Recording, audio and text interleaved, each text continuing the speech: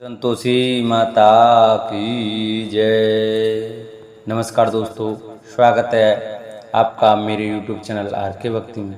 दोस्तों, मैं आज आपको शुक्रवार संतोषी माता की व्रत कथा सुनाऊंगा। कृपया उसे श्रद्धा और भाव से सुने। जो भक्त हमारे चैनल पर नए आए हैं, हमारी वीडियो को नए देख रहे हैं, वो हमारे चैनल को सब्सक्राइब कर लें, वीडियो को लाइक करें और कमेंट में जय संतोषी माता अवश्य लिखें।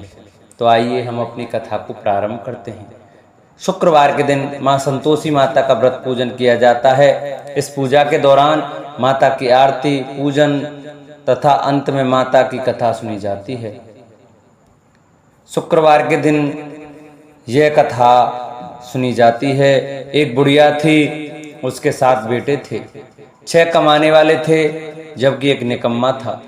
बुढ़िया 6 बेटों की रसोई बनाती, भोजन कराती और उनसे जो झूठन बचती वह 7वें को देती। एक दिन 7वां लड़का बोला, देखो मेरी माँ मुझे कितना प्रेम करती है। तो उसकी पत्नी बोली, क्यों नहीं, सबका झूठा जो तुमको खिलाती है। वह बोला, ऐसा नहीं हो सकता, मैं जब तक आंखों से ना देख लूं मान नहीं सकता। बहू अश्कर बोली, देख लोगे तब तो मानोगे। कुछ दिन बाद त्योहार आया। घर में 7 प्रकार के भोजन और चूरमे के लड्डू बने। जब जांचने को सिर दुखने का बहाना कर पतला वस्त्र सिर पर ओढ़े रसोई घर में सो गया। वह कपड़े में से सब देखता रहा। 6 भाई भोजन करने आए। उसने देखा माँ ने उनके लिए सुंदर आसन बिछा नाना प्रकार की रसोई परोसी और आग्रह करके उन्हें जमाया। वह देखता रहा। 6 भोजन करके उठे तब माँ ने उनकी झूठी थालियों में से लड्डुओं के टुकड़े उठाकर एक लड्डू बनाया। झूठन साफ कर बुढ़िया माँ ने उसे पुकारा, बेटा 6 भाई भोजन कर गए, अब तू ही बाकी है, उठ तू कब खाएगा। वह कहने लगा, माँ मुझे भोजन नहीं करना, मैं अब परदेश जा रहा हूँ। माँ ने कहा, कल जाता है तो आज चला जा। वह बोला, हाँ आज ही जा रहा हूँ। यह कहकर वह घर से निकल गया। साथ में बेटे परदेश जाने की तैयारी करता है और चलते समय पत्नी की याद आ जाती है। वह गौशाला में कंडे थाप रही थी। वहां जाकर बोला, हम जावे परदेश आवेंगे कुछ काल, तुम रहियो संतोष से धर्म अपनो पाल। उसकी पत्नी बोली, जाओ पिया आनंद से, हमारो सोच हटाए, राम भरोसे हम रहें, ईश्वर तुम्हें सहाय।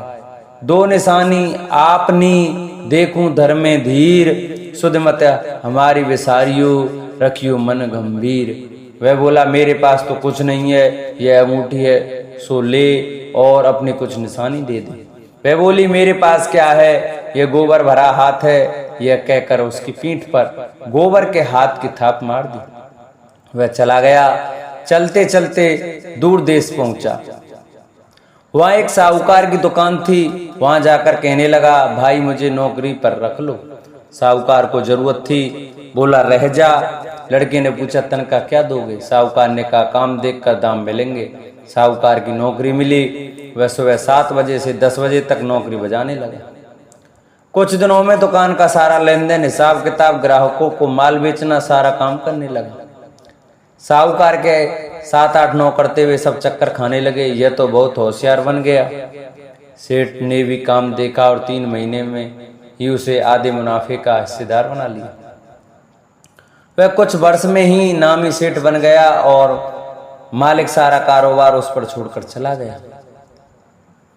इधर उसकी पत्नी को सास ससुर दुख देने लगे। सारी गृहस्थी का काम करा के उसे लकड़ी लेने जंगल में भेजते। इस बीच घर के आने पर आटे से जो भूसी निकलती उसकी रोटी बनाकर रख दी जाती और फूटे नारियल की नारेली में पानी रख दिया जाता। एक दिन वह लकड़ी लेने जा रही थी। रास्ते में बहुत सी स्त्रियां संतोषी माता का व्रत करती दिखाई दी।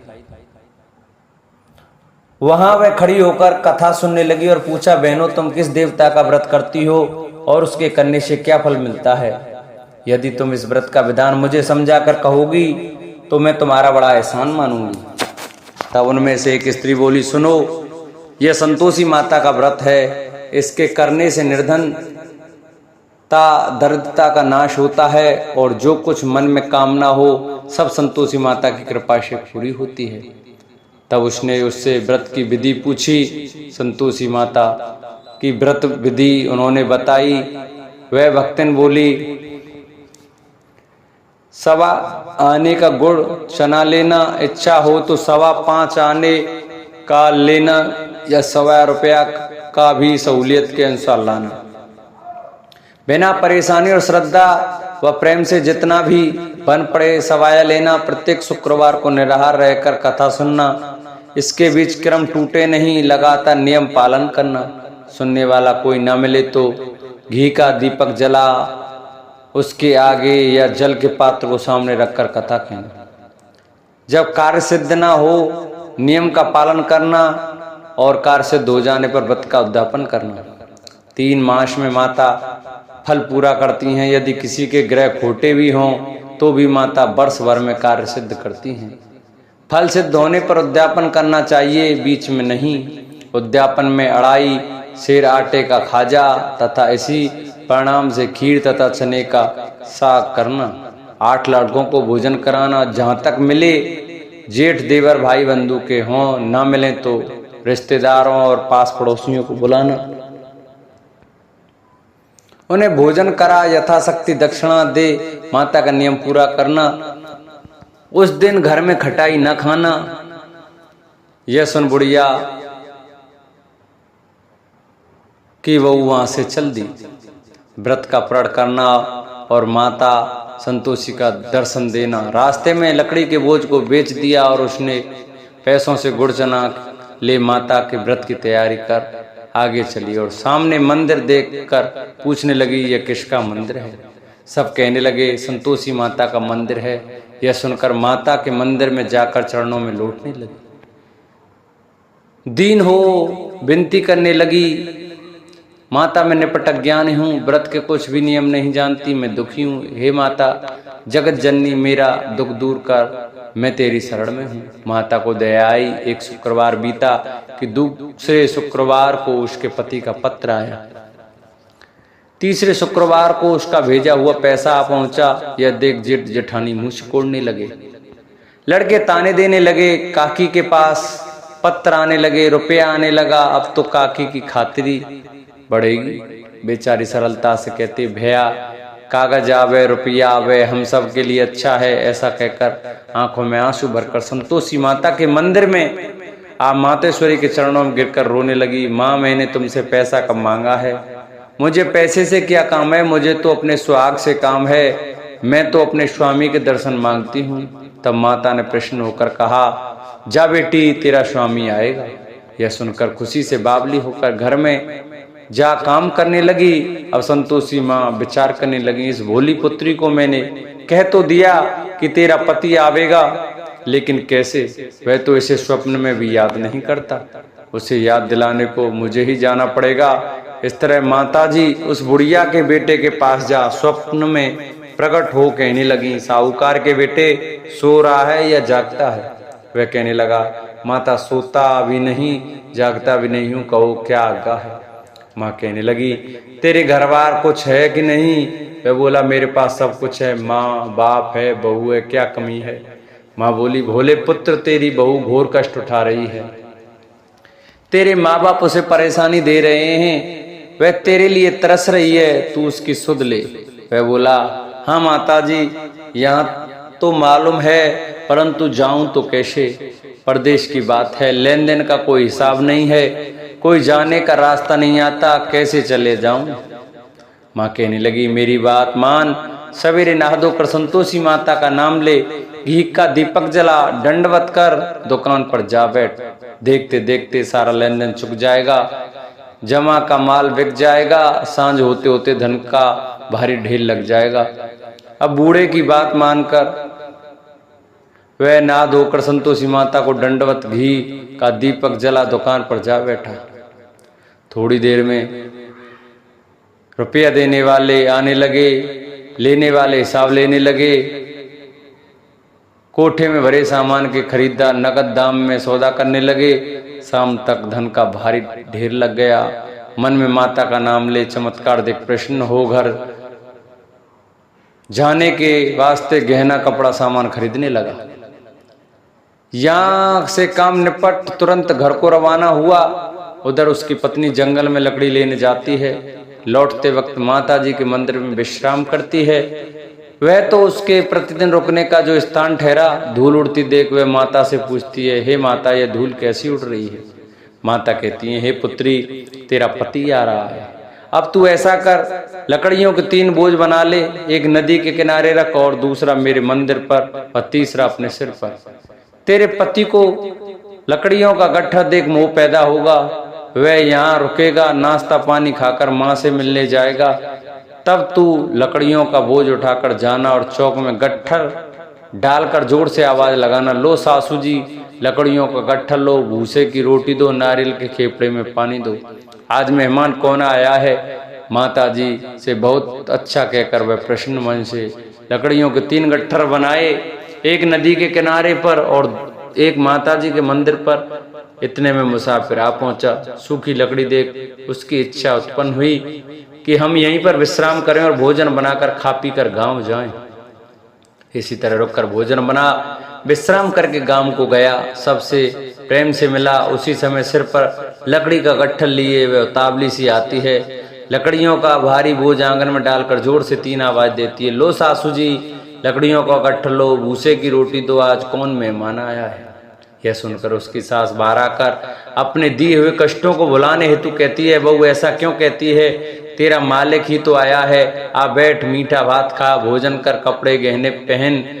उसकी आवाज सुन उसका पति बाहर आता है। अंगूठी देख व्याकुल हो जाता है।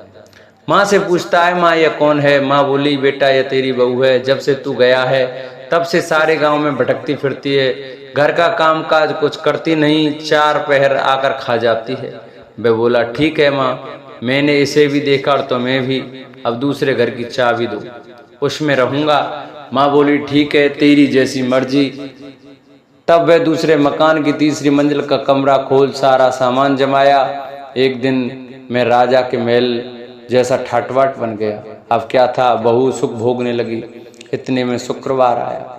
शुक्रवार व्रत के उद्यापन में कि वह कहने लगी तो को उसके पति ने कहा, मुझे संतोषी माता के व्रत का उद्यापन करना है। पति बोला, खुशी से कर लो। वह उद्यापन की तैयारी करने लगी। जेठानी के लड़कों को भोजन के लिए कहने गई। उन्होंने मंजूर किया, परंतु पीछे से जेठानी ने अपने बच्चों को सिखाया, देखो भोजन के समय खटाई मांगना, जिससे उसका उद्यापन पूरा ना हो। लड़के जिमने आए, खीर खाना पेट भर खाया, परंतु बाद में खाते ही कहने लगे, हमें खटाई दो, खीर खाना हमको नहीं भाता। देखकर अरुचि होती है। वह कहने लगी, भाई खटाई किसी को नहीं दी जाएगी, यह तो संतोषी माता का प्रसाद है। लड़के उठ खड़े हुए, बोले, पैसा लाओ। भोली बहू कुछ जानती नहीं थी, उन्हें पैसे दे दिए। लड़के उसी समय हट करके इमली खटाई ले खाने लगे। यह देखकर बहू पर माताजी ने कोप किया। राजा के दूत उसके पति को पकड़ ले गए। जेठ जेठानी मन माने वचन कहने लगे, लूट लूट कर धन इकट्ठा कर लाया है, अब सब मालूम पड़ जाएगा जब जेल की मार खाएगा।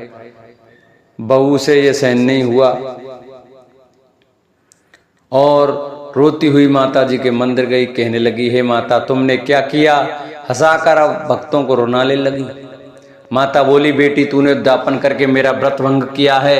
वह कहने लगी, माता मैंने कुछ अपराध किया है, मैंने तो भूल से लड़कों को पैसे दे दिए, मुझे क्षमा करो, मैं फिर तुम्हारा उद्यापन करूंगी। माँ बोली, अब भूल मत करना। वह कहती है, अब भूल नहीं होगी, अब बतलाओ वे कैसे आवेंगे। माँ बोली, जा पुत्री, तेरा पति तुझे रास्ते में आता मिलेगा। वह निकली, राह में पति आता मिला। वह पूछी, कहाँ गए थे? वह कहने लगे, इतना धन जो कमाया उसका टैक्स राजा ने मांगा था, वह भरने गया था। वह प्रसन्न हो बोली, भला हुआ, अब घर को चलो। कुछ दिन बाद फिर शुक्रवार आया, फिर व्रत का उद्यापन किया। वह बोली, मुझे फिर माता को उद्यापन करना है। पति ने कहा, करो बहू।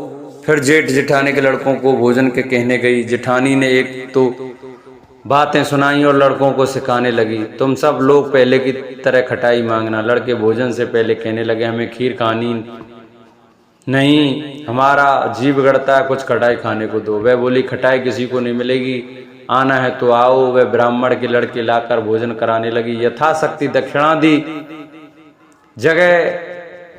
एक एक फल उन्हें दिया। संतोषी माता प्रसन्न हुई। माता की कृपा से 90 मास में उसके चंद्रमा के समान सुंदर पुत्र प्राप्त हुआ। पुत्र को पाकर प्रतिदिन माता जी के मंदिर को जाने लगी। माँ ने सोचा, ये रोज आती है, आज क्यों ना इसके घर चलूं। यह विचार कर माता ने भयानक रूप बनाया।